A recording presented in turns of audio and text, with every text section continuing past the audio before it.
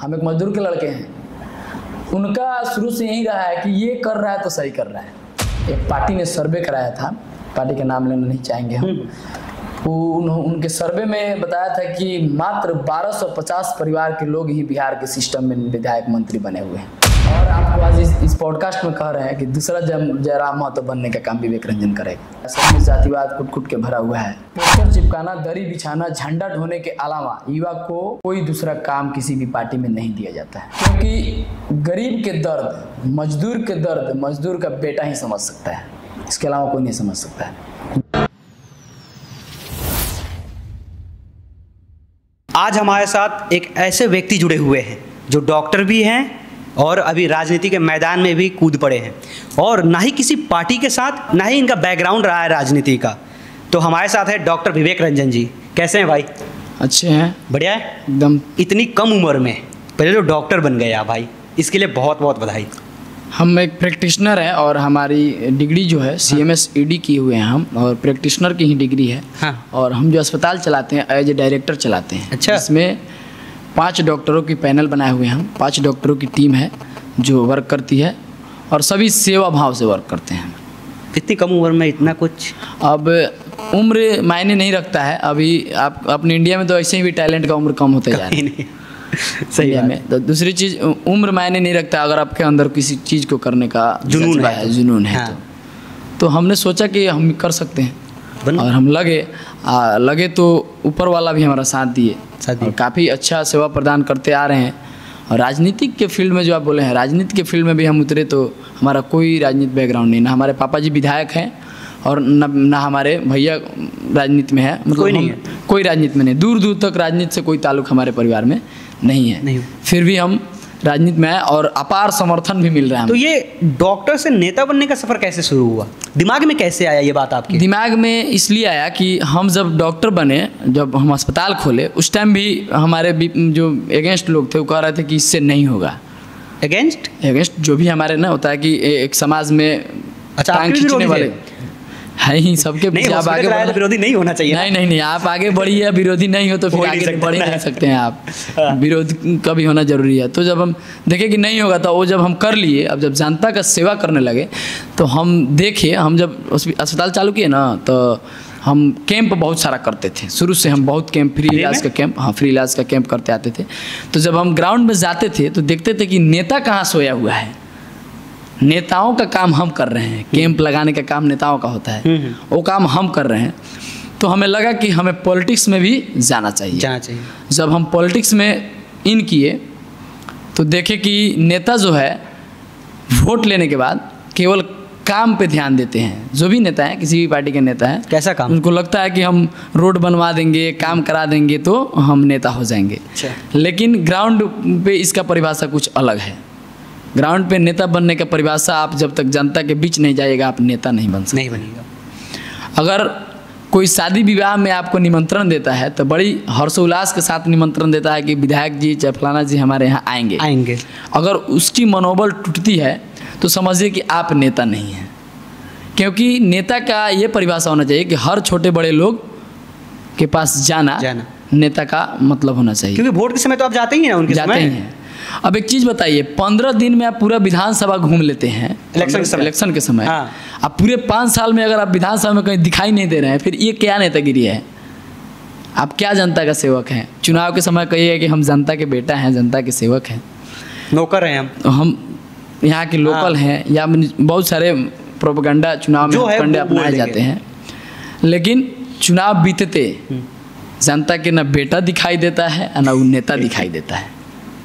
लेकिन हम शुरू किए, उस उम्मीद को लेकर शुरू किए कि लोग को लगे कि जब ये कर सकता है तो हम भी कर सकते हैं। एक उम्मीद की किरण जगे लोगों में ना, लोगों में युवाओं को लगे कि जब विवेक रंजन विधायक का चुनाव लड़ सकता है एक मामूली सा लड़का, तो हम क्यों नहीं लड़ सकते? समाज के लिए जो अच्छा कर सकता है वो लड़ेगा, आके एकदम लड़ेगा। तो आपके घर वालों का क्या रिएक्शन था जब आप राजनीति में जाए? तो वो तो बहुत मना किए होंगे, जब बैकग्राउंड ही नहीं है राजनीति का। तो हाँ, मना तो सबको ही किया था, लेकिन हमारे जो फादर हैं, पिता हैं, वो मजदूर हैं, किसान। फैक्ट्री में नहीं, फैक्ट्री में, बाहर फैक्ट्री में काम करते हैं, मजदूर हैं। हम एक मजदूर के लड़के हैं। उनका शुरू से यही रहा है कि ये कर रहा है तो सही कर रहा है। हमारे ऊपर उनका ट्रस्ट रहता है, अटूट विश्वास है आपके हाँ। ऊपर पिताजी का। कि ये कर रहा है तो सही कर रहा है। बाकी परिवार के सारे लोग हमारे मतलब अगेंस्ट रहते हैं कि ये गलत कर रहा है, ये उलझ जाएगा, राजनीतिक दबिश में दब जाएगा, राजनीति गंदा खेल है। हमारे बड़े पापा जी जो हैं वो बीएमपी में है, बीएचजी में, हाँ। बिहार पुलिस में है। तो उन्होंने कहा कि राजनीति गंदी खेल है। बड़े पापा जी ने बोला कि राजनीति गंदी खेल है। हम बोले इसी परिभाषा को तो बदलने चले हैं कि सब लोग कहता है कि राजनीति अच्छे लोग, राजनीति नहीं है, तो फिर जब अच्छा राजनीति होगा में अच्छे लोग आएंगे नहीं तो अच्छा होगा कैसे? होगा कैसे? तो पापा जी बोले कि अच्छा आपको जो अच्छा लगे। अच्छा, फुल सपोर्ट। हाँ। हमारे पिताजी का जो है हमेशा समर्थन रहा है और उनको लगता है कि हम जो कर रहे हैं वो सही कर रहे हैं हमेशा। हमेशा मम्मी का मम्मी का हमेशा डर बना रहता है। मम्मी हमेशा कहती है कि राजनीति में कुछ भी हो सकता है। मम्मी को लगता है ना कि राजनीति में बड़े लोगों के विरोध में हम बोलते हैं तो कुछ भी हो सकता है। एक नेता उभर के आए थे, पत्रकार कहिए या नेता कहिए, नाम नहीं ले रहे हैं हम। जब वो उलझे, अच्छा, मैं समझ गया, आप नाम नहीं ले रहे। जब वो उलझे, हाँ। उस दिन जब हम घर गए तो हमारी मम्मी बोली कि देखो, भोजपुरी में ही, हाँ। कि देखो नेतागिरी कितना गंदा खेल बा कि आज एगो मतारी के बेटा जेल चल गई। जेल चल गई जी। उस दिन हमको लगा कि हाँ माँ शायद सही कह रही है। फिर भी हम बोले कि जेल जाना बड़ी बात नहीं है। अगर आप जनता की सेवा के लिए जेल जा रहे हैं तो बड़ी बात नहीं है। अगर आप क्रांतिवीर बनिएगा तो जेल तो जाइएगा ही ना। जाएंगे ही जाएंगे। FIR होना है। हम 26 साल की उम्र में 3 FIR लेके बैठे हुए हैं जनता सेवा के चलते। कोई हम किसी के घर में डकैती करने तो गए नहीं है, नहीं गए, फिर भी हमारे ऊपर FIR हुआ है। अच्छे कर रहे हैं फिर भी हुआ है। तो हमको लगता है कि हर अच्छे करने वालों के आगे इतनी अड़चने आती है ना। आज का युवा राजनीति से भाग रहा है और आप उल्टा कर रहे हैं, उसी में जा रहे हैं, तो कभी डर और नहीं लगा इस बात से लेके? एक बात बता रहे हैं आपको, विवेक रंजन जिस दिन नेता बन जाएगा, नेता जिस दिन किसी पद का मालिक जब बन जाएगा तो लोगों को उस दिन लगेगा कि नहीं, हम अपने बेटे को हमेशा पढ़ाते हैं तो कहते हैं कि नौकरी करो, आर्मी में जाओ, पुलिस में जाओ। कोई माँ नहीं कहती है या कोई पिता नहीं कहते हैं कि हमारा बेटा नेता विधायक बने। हाँ। इसका कारण ये है कि कुछ ही परिवार के लोग इस सिस्टम को चला रहे हैं। अच्छा। बिहार में एक पार्टी ने सर्वे कराया था, पार्टी का नाम लेना नहीं चाहेंगे हम। उनके सर्वे में बताया था कि मात्र 1250 परिवार के लोग ही बिहार के सिस्टम में विधायक मंत्री बने हुए हैं। कारण कि कोई माँ नहीं चाहती है, कोई पिता नहीं चाहते कि हमारा बेटा विधायक बने, कोई हमारा बेटा नेता। वो लोग नहीं चाहते कि मेरा बेटा कोई संकट में पड़े, उन पे कोई मुसीबत आए, शांति से जिए खाए अपना रहे, बस ये लोग वही चाहते हैं। लेकिन किसी न किसी को तो पीड़ा उठाना पड़ेगा। अगर ये बात भगत सिंह सोचे होते, चंद्रशेखर आज़ाद सोचे होते, खुदराम बोस सोचे होंगे तो नहीं होता। शायद देश आज भी अंग्रेज के गुलाम होते। हाँ। उन्होंने कुछ पीड़ा उठाया, अपने आप के प्राण का आहुति दिया, तो आज हम आप आज़ाद हुए हैं, स्वतंत्र हैं हम लोग। तो ये निर्दलीय लड़ने का दिमाग में ख्याल कैसे आया? शुरू में आपको देखा गया था जनसुराज में, पदयात्रा में भी आपको देखा गया था, फिर आपने जनसुराज छोड़ दिया, क्यों? देखिए जनसुराज में, क्योंकि अभी वो उभरती पार्टी है, लेकिन हमको लगा कि बिहार की कोई पार्टी एक दूसरे से अलग नहीं है। अच्छा जी। बिहार के सारी पार्टियों का वही स्थिति है, सब में कास्टिज्म घुसा हुआ है, सब में जातिवाद कुट के भरा हुआ है। जनसुराज बड़ी बड़ी बातें करती है कि हम जातिवाद नहीं करेंगे, और वो कह रही है कि अति पिछड़ा को इतने सीट देंगे। ये जातिवाद नहीं है तो क्या है? हम फलाने समाज को इतने सीट देंगे। वो बोल रही है ये हक है उनका, हक है, फिर भी आप जातिवाद कर ही रहे हैं ना। हक का नाम दे दिए जातिवाद को। हाँ, जातिवाद को हक का नाम दे दिया, आप तो कर रहे हैं जातिवाद ही। तो इसी तरह से हमको लगा कि नहीं, दल के दलदल से बाहर आना है। अच्छा। और लोगों को दिखाना है कि नहीं, पार्टी के अलावा भी कुछ कर सकते हैं। हम आज भी अपना आइडियल जयराम महतो को मानते हैं। अच्छा जी, बहुत बढ़िया। जयराम महतो इंडिपेंडेंट लड़ा और एक परिभाषा दिया कि नहीं, आप निर्दलीय भी कुछ कर सकते हैं। और काम करने की जो ललक है उनके अंदर, वो नहीं दिखेगी आपको जल्दी किसी नेता में, नहीं दिखेगी ना? और आपको आज इस पॉडकास्ट में कह रहे हैं कि दूसरा जयराम महतो बनने का काम विवेक रंजन करेगा। ढेर सारी शुभकामनाएं हमारी तरफ से आपको। आप लोगों का अगर साथ रहा, हमारे मीडिया के बंधुओं का साथ रहा, और जनता का तो अपार समर्थन मिल ही रहा है। जब हम आशीर्वाद यात्रा लेकर निकले हैं, पिछले 5 दिनों से हम निकले हुए हैं ग्राउंड में, लोगों को जो आ रही ओपिनियन, पब्लिक का जो ओपिनियन आ रहा है, उससे लग रहा है कि नहीं, हम नेता बन सकते हैं। पब्लिक की ओपिनियन की बात रहती है, जो जाता है उसे बोलते हैं वोट देने का। वोट तो हम किसी से मांगते ही नहीं हैं। अच्छा जी, क्यों? हम वोट इसलिए नहीं मांगते हैं कि सारा नेता तो वोटें मांगने आता है, तकलीफ कोई पूछता ही नहीं है जनता का। हम उल्टा करते हैं, हम नहीं कहते कि आप हमको वोट दे दीजिए। हम आपका सेवा कर रहे हैं, आपको लग रहा है कि हाँ वोट देने के लायक है तो आप हमको ज़रूर वोट दीजिएगा। जरूर दे दीजिए ना। हम वोट किसी से मांगते ही नहीं हैं। आप जनसुराज में थे और आप बहुत सारी पार्टियों को देख चुके हैं। आपको ऐसा लगता है कि युवाओं को सिर्फ कोई भी पार्टी हो झंडा ढोने के लिए ही बना के रखी है अपने साथ, उन्हें आगे नहीं बढ़ाना चाहती है? केवल झंडा ही नहीं ढोना है, दरी भी बिछाना पड़ता है युवाओं को। अभी जो राजनीति का सिस्टम बन गया है, पोस्टर चिपकाना, दरी बिछाना, झंडा ढोने के अलावा युवा को कोई दूसरा काम किसी भी पार्टी में नहीं दिया जाता है। अगर आप बोल रहे हैं, ज़्यादा बोल रहे हैं किसी पार्टी में, तो आपको दूसरे नेताओं के साथ फंसा दिया जाएगा, आप खुद उलझ जाइएगा। ये हुआ है, आप देख लीजिए ना कन्हैया कुमार को, कितने अच्छे नेता है, वेल एजुकेटेड नेता है, फिर भी उनको फ्रंट फुट पे आने ही नहीं दिया जाता। बेगूसराय से अगर चुनाव कन्हैया कुमार लड़ते तो इस बार कोई ताकत उनको नहीं हराता। ये बात बैठे ऊपर हाई कमान को दिख रहा था, तभी उनको यहाँ से हटाकर और आउट ऑफ स्टेट उनको चुनाव लड़ने के लिए भेजा गया। आपके विधानसभा में अभी आरजेडी के विधायक हैं, पहले बीजेपी के थे, अभी जनसुराजी पार्टी आ गई है, उनके भी एक कैंडिडेट हो गए और आप इंडिपेंडेंट हो गए। आपको लगता है कि इतने बड़े बड़े हस्तियों को पीछा छोड़ना? बड़ी चालाक है हमारे कल्याणपुर की जनता। अच्छा, इसलिए कह रहे हैं कि एक बार से दोबारा किसी को मौका ही नहीं दिया है, हर बार चेंज करती है। हर बार चेंज करती है। उसने जदयू का भी विधायक बनाकर देखा है, देखा है, भाजपा का भी विधायक बनाकर देखा है, आरजेडी का भी विधायक बनाकर देखा है। अब एक बार निर्दलीय को भी विधायक बनाकर हमारे कल्याणपुर की जनता देखेगा, उसमें विवेक रंजन का नाम शामिल है। ये उम्मीद है हमको जनता से, उम्मीद है, विश्वास है कल्याणपुर की जनता पे आपको? क्योंकि कल्याणपुर की जनता हमेशा ही सही निर्णय लिया है। हाँ, बाकी जगह होता है कि बदलाव, एक को वोट दे रहे हैं तो एक ही को दे रहे हैं। नहीं, हमारे कल्याणपुर की जनता की खूबसूरती है कि काफ़ी सूझबूझ कर चुनाव में अपना योगदान देते हैं। आपको, आप तो कल्याणपुर से हैं, आपकी कल्याणपुर की विधानसभा की सबसे बड़ी समस्या क्या है? आपको कुछ पता है इसके बारे में, या आप ऐसे ही चुनाव में कूदे? नहीं, एकदम समस्या हमको पता है। हाँ। हमारे कल्याणपुर में आज भी कोई अच्छे कॉलेज नहीं है कल्याणपुर विधानसभा में, जिसके लिए हम तैयारी कर रहे हैं। हमारे कल्याणपुर विधानसभा कुछ ऐसे इलाके हैं जहाँ आज भी जाने आने की सुविधा उपलब्ध नहीं है किसी बड़े शहर में। हम अपना 5 मैनिफेस्टो तैयार किए हुए हैं, जिस मैनिफेस्टो में इस चीज़ को डाले हैं। क्या है 5 मैनिफेस्टो आपका? फर्स्ट मैनिफेस्टो हमारा है कि हमारे कल्याणपुर विधानसभा में दूर, जैसे पटना, मुजफ्फरपुर, इस इलाके में जाने के लिए मुफ्त ट्रांसपोर्टेशन का व्यवस्था विवेक रंजन जब आएगा चुनाव में। हम वादा नहीं कर रहे हैं, हम तो नेता के बेटा थोड़ी हैं कि वादा करेंगे। हम बात कह रहे हैं कि जब हम आएंगे तो ये करेंगे। हाँ। और एक टॉप क्लास के एजुकेशन के लिए कॉलेज, साथ में मेडिकल कॉलेज भी, क्योंकि हम मेडिकल के फील्ड से हैं तो हमारी ज़्यादा फोकस मेडिकल पे ही रहेगी। हाँ। अच्छे मेडिकल कॉलेज का भी निर्माण करवाएंगे। हम करेंगे नहीं, करवाएंगे जी। हाँ। हमारी और सारी समस्या, बहुत सारा समस्या कल्याणपुर की जनता के पास है। ग्राउंड पे जाने के बाद तरह तरह की समस्याएं आती है दिखती है, जिसको कोई नेता सुनने वाला नहीं है। आप पे जनता भरोसा कैसे करेगी, क्यों करेगी? इसका कोई रीजन है तगड़ा सा? जी एकदम है। क्या? क्योंकि गरीब के दर्द, मजदूर के दर्द मजदूर का बेटा ही समझ सकता है, इसके अलावा कोई नहीं समझ सकता है।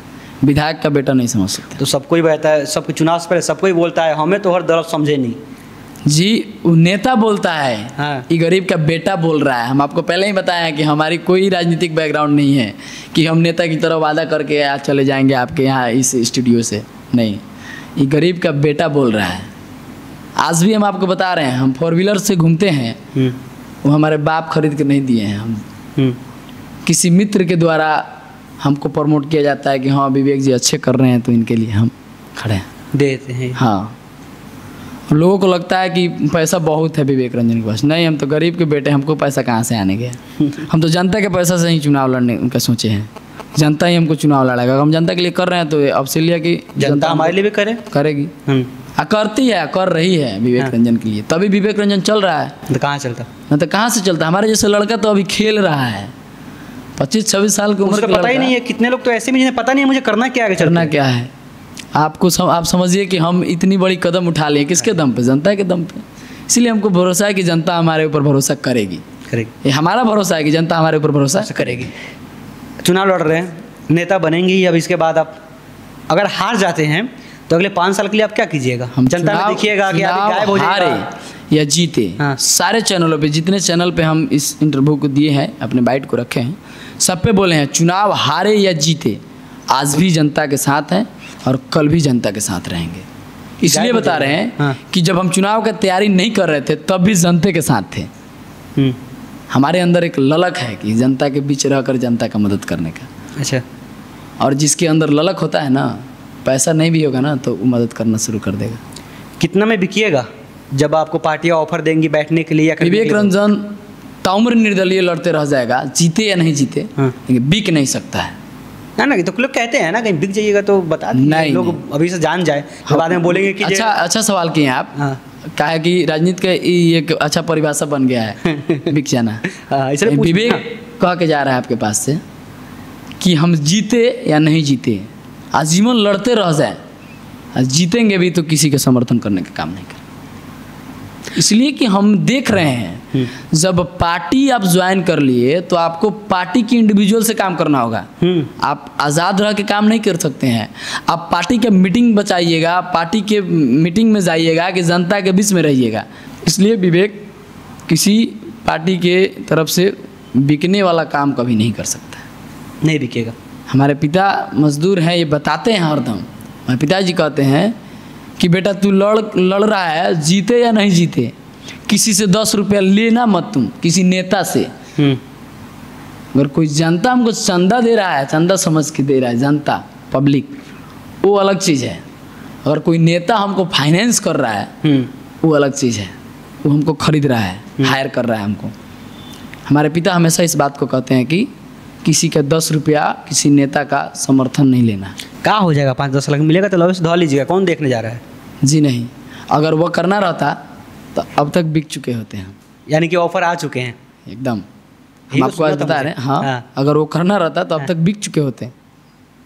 लेकिन विवेक रंजन को, ईमान को कोई खरीद ले, अभी तक कोई ऐसा नेता नहीं है। कितना पैसा आ रहा था ऑफर में?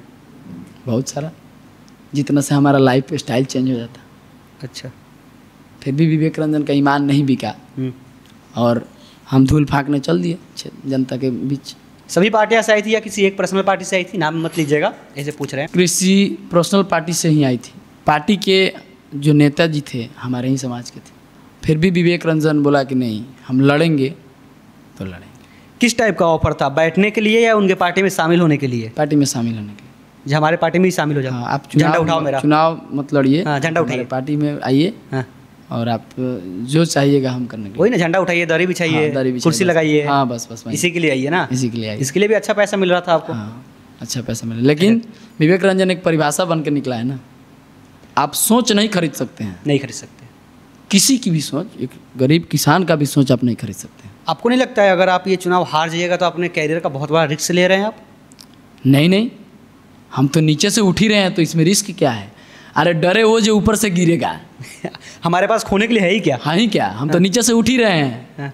तो हम गिरेंगे तो हमको चोट भी नहीं लगेगा। लेकिन जो गद्दी पे बैठा हुआ है, अगर वो सोचिए वो गिरता है तो उनको कितना दर्द होगा। हम कभी ये सोच के नहीं चल रहे हैं कि हम हारेंगे तो फिर हम तो शुरुआत ही किए हैं, तो हम हारे भी जाते हैं तो कोई हमको ऐसा नहीं, हम उसी तरह से लगे रहेंगे।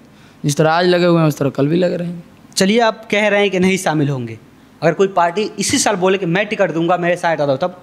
नहीं, सिंबल पर जीत जाएगा ना, सिंबल पर किसी पार्टी से। तो हम आपको बोले हम चुनाव जीते या हारे, आजीवन किसी पार्टी के समर्थन हम नहीं करने वाले हैं। कभी बीजेपी में शामिल होने की कोशिश की है या उधर से ऑफर मिला है?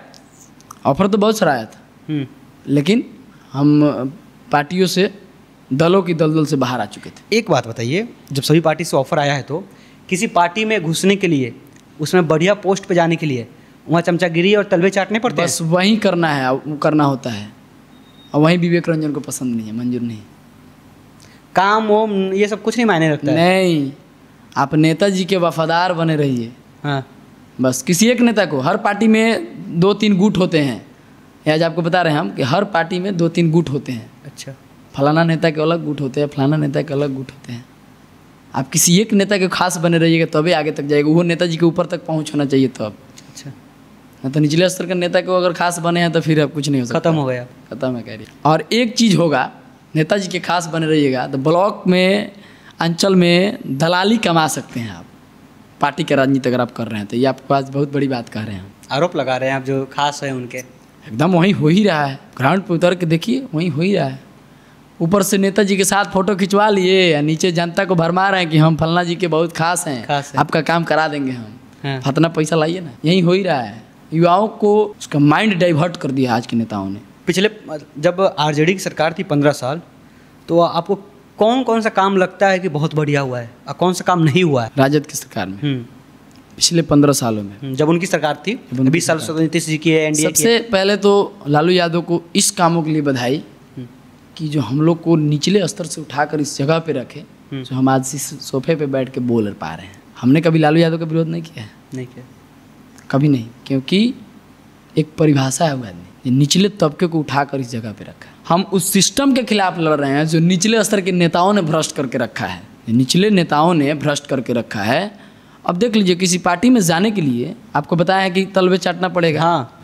दूसरी चीज़, अगर आप टिकट तक पहुंच भी जा रहे हैं तो टिकट के लिए आपको क्या लगता है हाईकमान पैसा लेता है? नहीं, ये जो छोटे छोटे नेताओं ने जो आपको लेके वहाँ तक पहुँचाते हैं कि टिकट के लिए हैं, पैसा उन लोगों के द्वारा लिया जाता है। अच्छा, यानी कि हाई कमांड तक पैसा जाता ही नहीं है? जाता होगा पार्टी फंड के नाम पे, थोड़ी बहुत मोटी रकम जो जाती है उन निचले स्तर के नेताओं की तक ही रह जाए, पार्टी तक ये बात पहुंचती ही नहीं है। हमने देखा है इस बात को बहुत करीब से। अब तो सिस्टम में रहे हैं तो सिस्टम का हिस्सा है, तो आपको तो पता ही है ना सब। देखे हैं हमने। आप जनसुराज की बातें कह रहे थे। हाँ, मैं लगभग जनसुराज से निकले क्यों, मुझे ये बताइए ना। जब लगभग जनसुराज का भी सेम कंडीशन, सेम सिस्टम। वो तो कह रहे मैं सबसे अलग हूँ, सबसे बढ़िया हूँ। पैसा कमा रहा है जनसुराज, पैसा। हाँ, जनसुराज के एक मीटिंग में हम गए थे। हाँ। प्रशांत किशोर बोले थे मंच से कि अभी तक जनसुराज में 22,000 फॉर्म भरा चुके हैं विधानसभा का। 22,000 फॉर्म, 21,000 शुल्क, करीब करीब 50 करोड़ रुपया अभी तक अर्न कर चुका है पार्टी फंड के नाम पे और रजिस्ट्रेशन के नाम पे जनसुराज। स्कैम है ये, तो बिजनेसमैन है ये हैं, बिजनेस करने आए ही हैं। अरे उन्हीं की तो पार्टी है, बोल रहे हैं लोग। पार्टी उनकी है ये नहीं है। किनकी है तो? आप एक चीज़ बताइए। हाँ। लालू यादव की पार्टी लोग कहता है कि राजद है। हाँ। तो राष्ट्रीय अध्यक्ष कौन है? वही है, लालू यादव है। हाँ।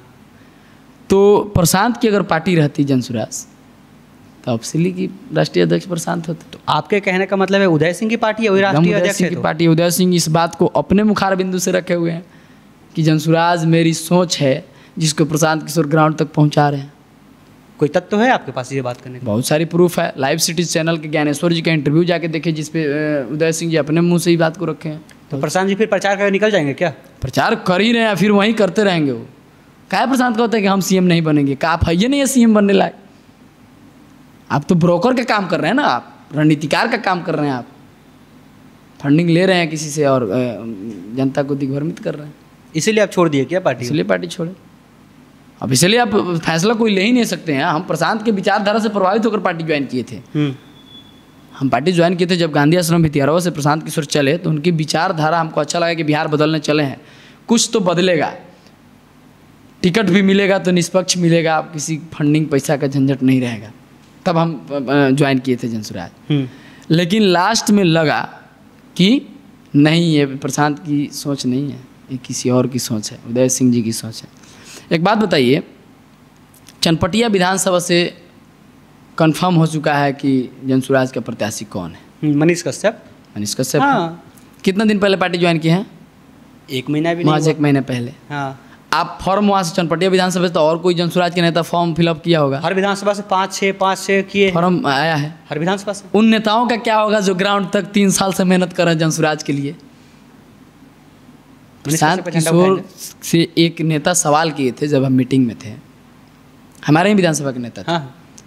कि सर अगर हम लोग मेहनत कर रहे हैं, लास्ट में ऐसा हो कि किसी पार्टी से कोई रिजाइन देकर आए और उसको टिकट मिल जाए, तो प्रशांत जी बोले कि बस जा रही है, कोई बस जा रही है और उसमें लोग बैठ के निकल गया बस, उसके बाद अगर बस के लिए यात्री आते हैं तब तक तो बस निकल चुका रहेगा। इसका मतलब जानते हैं क्या समझाए थे? कि उस जून में ही अपना जून जुलाई में ही अपना टिकट शेयरिंग कर देंगे। 1 साल हो गया उनको बोले हुए कि मैं टिकट हाँ। दे रहा हूँ, बता रहा हूँ, कंफर्म कर रहा हूँ। अभी 100 दिन बचे हुए हैं इलेक्शन को, अभी तक नहीं हुआ। अभी तक नहीं हुआ, होगा भी नहीं। क्या है कि जिस तरह सारी पार्टियों का होता है उसी तरह इसका भी होगा।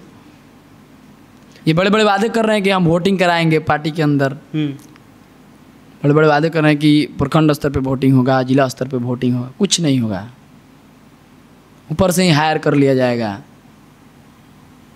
वहीं देखे और कारण यही रहा कि हम जनसुराज से इस्तीफा लगा और निर्दलीय अपना तैयारी करने लगे। तैयारी करना हम लोग को लग गया कि नहीं, सभी दल है, सभी एक जैसे ही है, भी एक जैसे हैं, सब बिहार के लिए एक जैसे ही है ना, एक जैसे हैं। कोई बिहार नहीं बदल सकता है, बदलना नहीं चाहता है ना। हमको लगा जब प्रशांत जैसे लोग से भी उम्मीद टूटी हमारी, तो हमको लगा कोई बिहार नहीं बदल सकता है। बदलना नहीं चाहता है सब, या बदल नहीं सकता है सब? ये चाहता ही नहीं है, चाहता ही नहीं है कोई बदलना। अगर कोई चाह दे तो क्या नहीं बदल सकता है? बिहार क्या, पूरे देश बदल जाएगा। अगर नहीं कोई चाहता तो आज बदला भी नहीं रहता, नहीं रहता। कोई ना कोई तो बदला है। तो नियत होना चाहिए, आपको नियत होना चाहिए काम करने का। 20 साल से एनडीए सरकार है, आप इसके 2 प्रमुख कामें बताइए जो आपको बहुत पसंद है और 2 जो नहीं पसंद है, बकवास। एनडीए में कोई ऐसा काम नहीं है जो हमको अच्छा लगा, आपको इस बात को बता रहे हैं। कोई काम ही अच्छा नहीं हुआ अभी तक? नहीं लगा। स्कूल को खिचड़ी बना दिया, खिचड़ी विद्यालय बना कर रख दिया। स्कूल में पढ़ाइयाँ पहले होती थी, पूर्व की सरकारों में पढ़ाइयाँ होती थी, लेकिन अब जब से ई सरकार आए एमडीएम के नाम पर स्कूल को बस खिचड़ी तक ही रहने दिया। शिक्षा में वही हाल कर दिया, अस्पताल का वही हाल कर दिया। लोगों को, बहुत सारे लोग कहते हैं कि प्राइवेट डॉक्टर लूट रहे हैं। अगर सरकारी अस्पताल में सुविधाएं सही हो जाए तो लोग प्राइवेट में क्यों जाएगा प्राइवेट? लेकिन सुविधा कब होगा? जब नेताजी खुद अपना इलाज कराने सरकारी अस्पताल में जाने लगेंगे, ऑटोमेटिक सुधर जाएगा। देखे हैं किसी विधायक को सरकारी अस्पताल में इलाज कराते हुए आपको? कभी नहीं। अभी तो अस्पताल बन गया है केवल इंजरी बनाने के लिए, जैसे खिचड़ी के लिए स्कूल बन गया है, उससे इंजरी के लिए अस्पताल बन, मारपीट हो जाएगा, बनवा लो बस इंजरी। हाँ, आप इंजरी बन गया, उसके बाद प्राइवेट अस्पताल में मरीज को ले जाकर एडमिट करा दिया जाता है। बस इंजरी भर के लिए अस्पताल में जाए। आपके हिसाब से कोई ऐसा नियम बनना चाहिए कि नहीं कि जो सरकारी अधिकारी है या जो सरकार में है उनके बच्चे सरकारी स्कूल में ही पढ़ेंगे और उनका इलाज सरकारी हॉस्पिटल में ही होगा? नियम बनना चाहिए, लेकिन जब हम अगर उस जगह तक पहुंचेंगे, उस मुकाम तक, तो सबसे पहले इस नियम पे काम करेंगे। यानी मुख्यमंत्री बनेगा सबसे पहले आप यही कीजिएगा? जी। अब जब उस मुकाम तक पहुंचेंगे, जब जनता हमको वहाँ तक पहुँचाएगी, सर्वप्रथम काम यही होगा कि हर नेता का बेटा सरकारी अस्पताल में इलाज कराएगा। सरकारी स्कूल का जो मास्टर है उसका बेटा भी नहीं पढ़ता है? सरकारी स्कूल में ही अब हर नेता का बेटा पढ़ेगा। जो सरकारी स्कूल का मास्टर है वो भी नहीं पढ़ता है, उसका लड़का भी स्कूल में।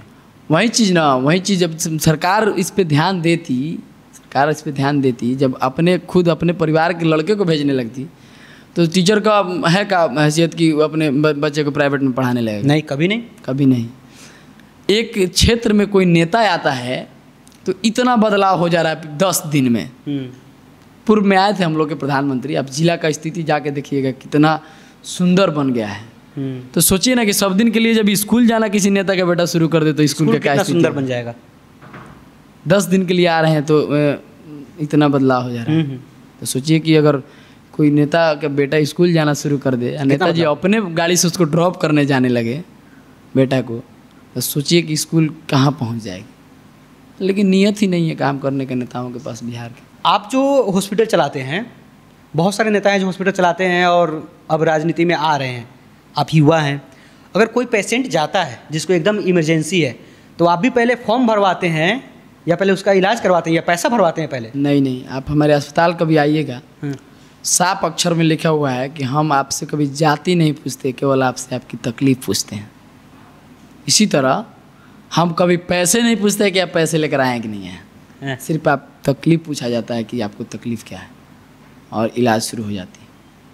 हमारी टीम में जो भी डॉक्टर हैं, 5 डॉक्टरों का टीम हमारे अस्पताल में है, सभी का भावना रहता है कि हम सेवा करें। और इसीलिए अगर महीने के 100 मरीज़ भी हमारे अस्पताल में देखा जाता है तो उसमें 60 मरीज विदाउट फ़ी देखा जाता है। 1 रुपया नहीं लेते फ़ी में? 1 रुपया फ़ी नहीं लिया जाता है। 100 मरीज में 60 मरीज विदाउट फ़ी देखा जाता है। आज का भी बात करें, इससे कोई हम राजनीतिक लाभ के लिए नहीं शुरू किए हैं, सेवा भाव से। सेवा भाव से। जनता की सेवा के लिए हम चुनाव नहीं भी लड़े थे तब भी वही रवैया थी हमारी अस्पताल की। चुनाव लड़िएगा, हार जाइएगा तो फिर भी ऐसे रखिएगा ऐसा ही कि बदल जाइएगा?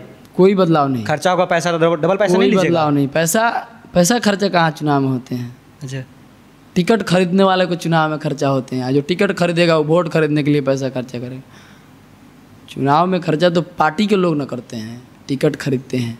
चुनाव में खर्चा कहाँ होता है? हम चुनाव में खर्चा होता तो हमारा जैसा लड़का सोच सकते थे कि हम विधायक के चुनाव लड़ जाएंगे। हम भी सुने थे कि करोड़ों रुपया से विधायक बना जाता है। हाँ, लेकिन नहीं, इस बात को हम नहीं मानते। आप जीरो से भी शुरू करके विधायक बन सकते हैं। बन सकते हैं। तो हमारे साथ थे डॉक्टर विवेक रंजन जी, और ये विधानसभा प्रत्याशी भी हैं निर्दलीय। तो इनकी बातें बहुत अच्छी लगी। आपको इनकी बातें कैसे लगी कमेंट में ज़रूर बताइएगा। और इन जैसे युवा अगर आगे बढ़ रहे हैं तो जनता का काम है आगे बढ़ाना और सपोर्ट करना। तो बहुत बहुत धन्यवाद भाई टाइम देने के लिए। आपका भी बहुत बहुत धन्यवाद कि हमारी बातों को अपने दर्शकों तक पहुंचाए, और हमारे कल्याणपुर के सभी सामान्य जनता को प्रणाम।